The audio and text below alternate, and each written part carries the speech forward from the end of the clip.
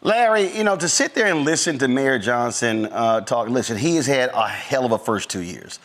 Poll numbers, people under attack, but you cannot deny the success there. The same thing with Mayor Brandon Scott. A lot of people were critical of Mayor Randall Woodford in Birmingham, my alpha brother.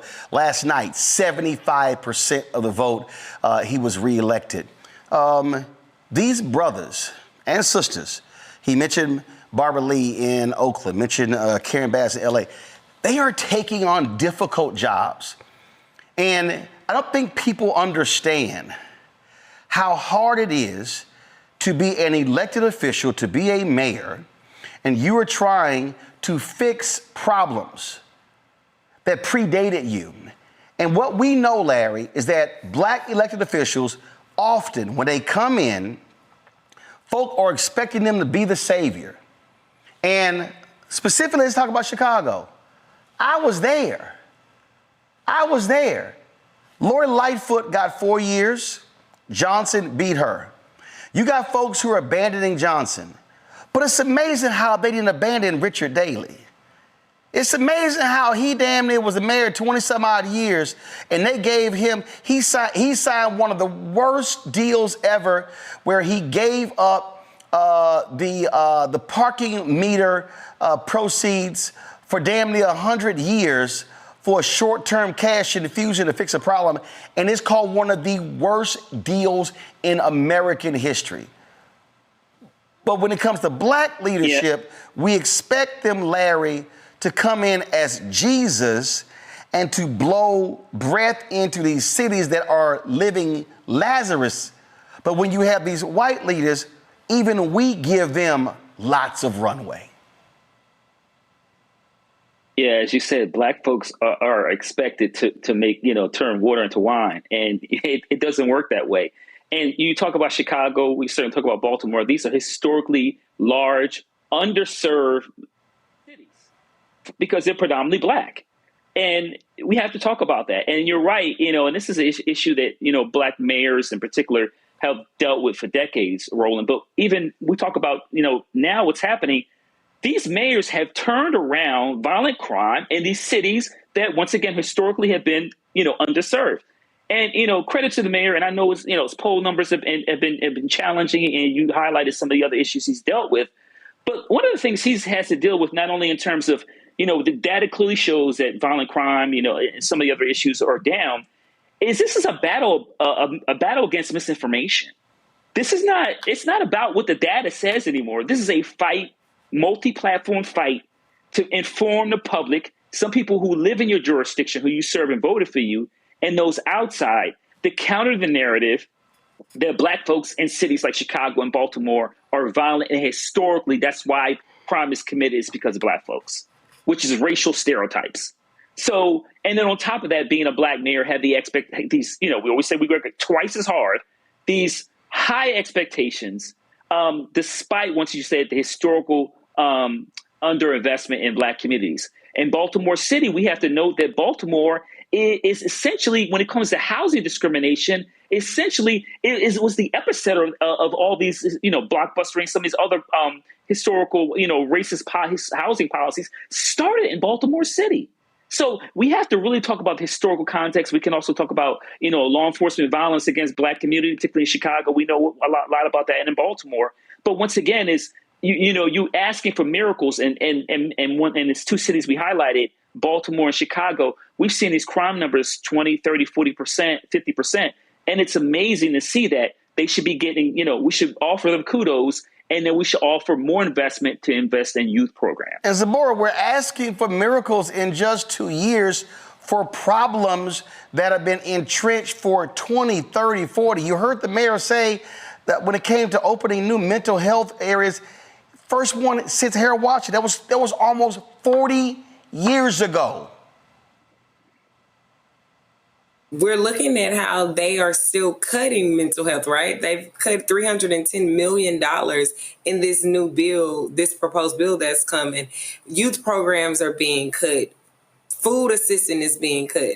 So it's like, on one end, you're saying you're going to over police and add National Guard and add all of this militarized boundaries in place, but you're taking away all the things that Baltimore has proven works. These trauma programs, these youth job programs, building community trust, and you're not giving them the resources they need to be successful. I watch those clips and I'm like, okay, we know this works, but you're trying to say, hey, let's defund research. So even the facts of what we know work, you're trying to take away all of the money that we need to continue to understand and learn how to improve these situations. We can reduce crime. It's very clear.